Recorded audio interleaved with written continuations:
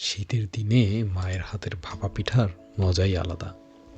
কিন্তু আমরা যারা প্রবাসে থাকি তারা প্রায়ই সেই স্বাদটা মিস করি, কেননা আমাদের কাছে ভাপা পিঠা বানানোর প্রয়োজনীয় সামগ্রী থাকে না, এবং সবচেয়ে বড় কথা, সামগ্রী জোগাড় করতে পারলেও সেই যন্ত্র যেটা দিয়ে ভাপা পিঠা বানানো হয় সেটা আমাদের কাছে থাকে না।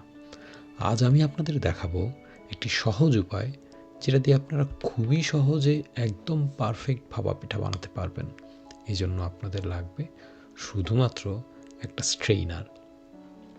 স্ট্রেইনারের বদলে চালনিতেও খুব চমৎকার হয়, তবে খেয়াল রাখবেন স্ট্রেইনার বা চালনি যেন স্টেইনলেস স্টিলের হয়।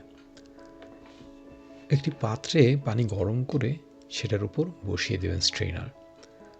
পানি গরম হতে থাকলে আস্তে আস্তে আপনার পিঠার সামগ্রী জোগাড় করে পিঠার শেপে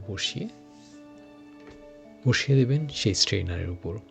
তারপর ঢাকনা দিয়ে ঢেকে দেবেন। উপরে কিছু একটা দেবেন যাতে শক্তভাবে ঢাকনাটা লেগে থাকে এবং বাষ্প বেরিয়ে যেতে না পারে। ব্যাস, একটু পরেই পেয়ে যাবেন আপনার সেই সুন্দর পিঠা। সাবস্ক্রাইব করতে ভুলবেন না।